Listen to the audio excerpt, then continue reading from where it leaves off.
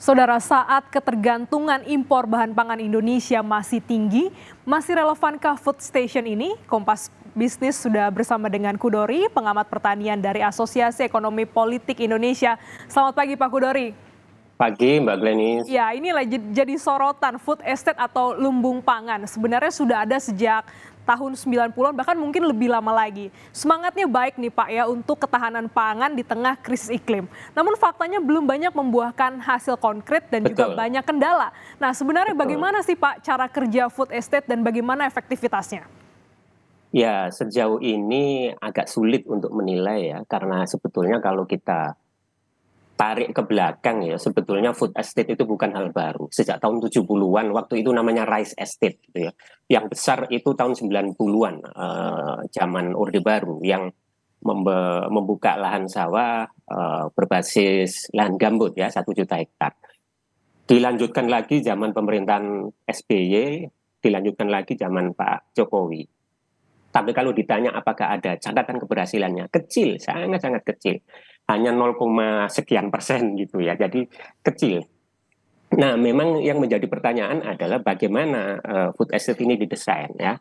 Sejauh ini catatan-catatan ketidakberhasilan itu banyak sekali. Misalnya bagaimana status tanah yang digunakan untuk food estate itu. Apakah tanah negara ini tetap dikuasai oleh negara atau dibagikan kepada petani? Ini nggak jelas, itu termasuk di zaman Pak Jokowi ya.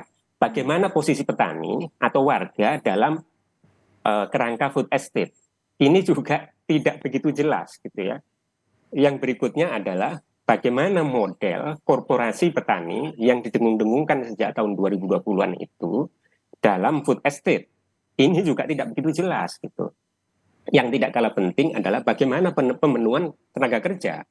Karena sebagian besar lahan food estate yang dibangun itu adalah lahan-lahan bukaan baru.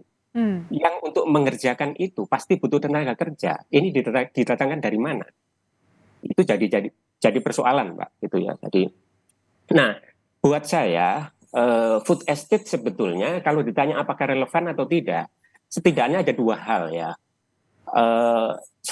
Food estate itu relevan. Pertama adalah sampai saat ini produksi pangan kita itu masih tergantung di Jawa. Apakah padi, jagung, kedelai, tebu ya, tanaman sayuran, buah-buahan, peternakan dan seterusnya.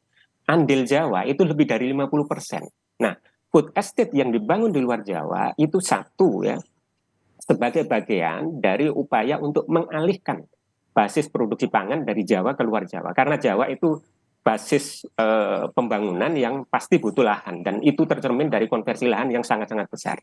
Yang kedua, lahan pangan kita itu nggak besar. Kalau kita menggunakan kriteria lahan pangan yang bisa ditanami, ya lahan yang bisa ditanami, lahan yang tersedia per kapita itu hanya 0,096 hektar per kepala, ya sangat-sangat kecil kalau dibandingkan dengan negara lain. Di ASEAN saja kita kalah dengan Malaysia, dengan Vietnam, dengan Thailand. Mereka itu bisa 6-7 kali lebih luas dari kita. Apalagi kalau kita bandingkan dengan Amerika Serikat, dengan Cina, dengan Australia, sangat jauh. Nah, food estate ini adalah bagian dari upaya untuk menambah lahan pangan yang bisa ditanami. Oke. Ini penting sebagai bagian dari yang berkali-kali disampaikan Pak Jokowi, antisipasi terhadap krisis pangan. Karena apa? Kalau kita merujuk dari krisis pangan yang ada ya, tahun 2007, 2008, 2011, ketika COVID terjadi, ketika invasi Rusia ke Ukraine ya, itu kan negara-negara eksportir pangan, itu kan egois kan, gitu. Egois dalam bentuk mereka membatasi ekspor, bahkan menutup ekspor. Jadi kalau kita menggantungkan pangan kepada pasar dunia, itu tidak relevan gitu. Ketika negara-negara itu menghadapi krisis, menghadapi resesi, menghadapi pandemi, tidak bisa kita mengandalkan kepada pasar pangan dunia dan itu tercermin dari sekian kali krisis gitu. Jadi sebagai bagian antisipasi atau solusi jangka menengah jangka panjang, saya setuju ya food estate. Tapi yang paling penting dari sekian catatan itu, negara kita itu dicirikan oleh keberagaman memperluas lahan yang sangat luar biasa. Food estate sebagian besar itu dikembangkan monokultur, itu salah, gitu ya, itu salah.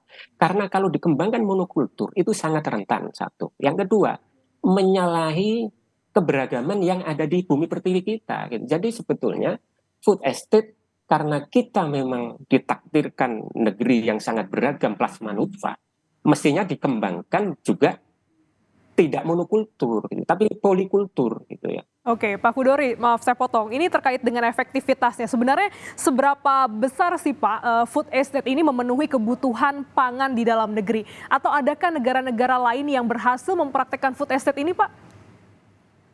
Saya tidak jawab langsung ya, tapi saya kasih ilustrasi begini. Penduduk dunia sekarang 8 miliar ya, 8 miliar kepala.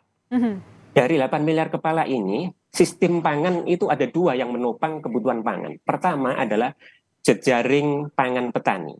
Ini dia menyediakan kira-kira 70% kebutuhan pangan penduduk dunia. Mereka hanya menggunakan 30% lahan. Mereka hanya mengkonsumsi 25% air. Mereka hanya mengkonsumsi kira-kira 25% BBM. Sebaliknya, ada sistem pangan kedua, yaitu jejaring rantai industri pangan.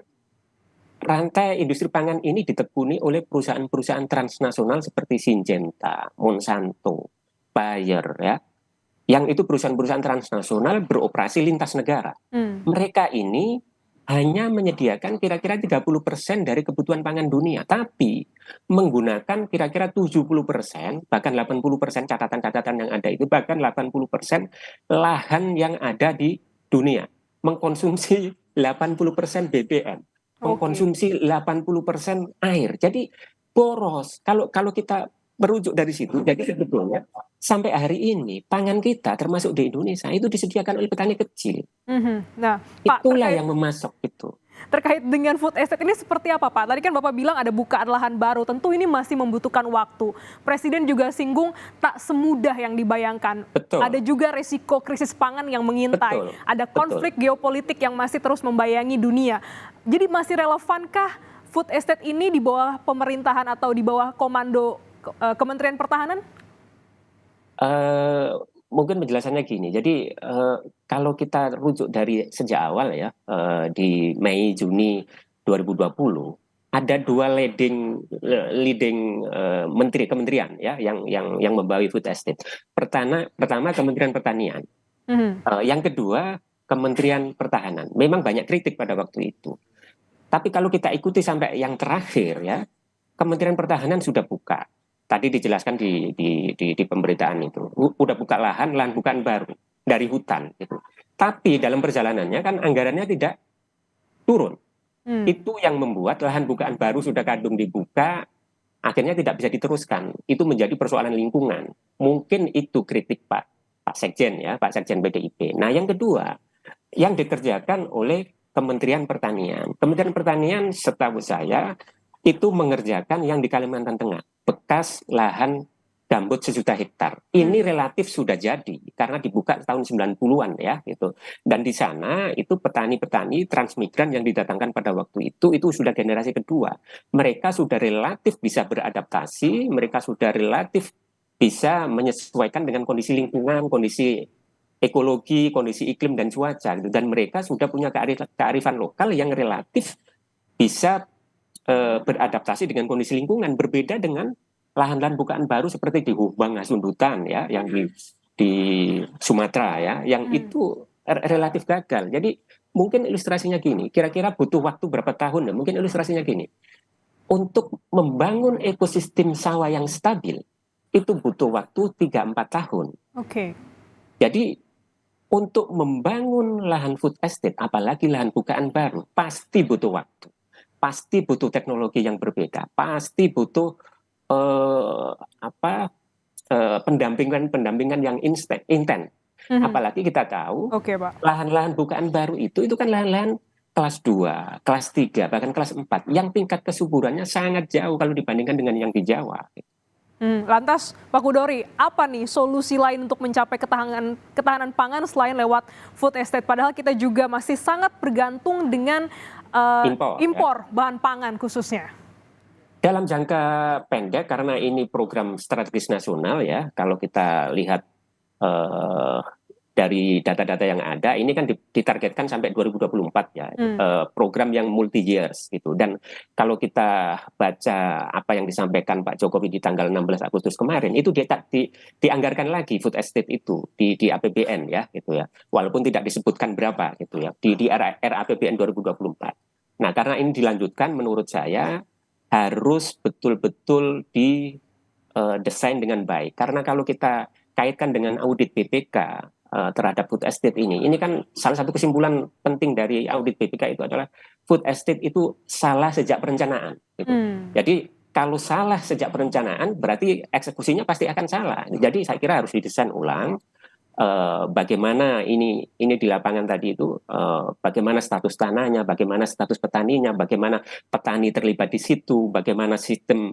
apa model korporasinya dan seterusnya ya, yang itu harus dikelirkan sejak awal karena Baik. kalau kita mengacu dari yang sudah-sudah itu konflik kepemilikan lahan, konflik agraria itu masih selalu terjadi. Nah, yang tidak kalah penting saya kira karena sampai hari ini pangan kita itu disuplai oleh petani kecil.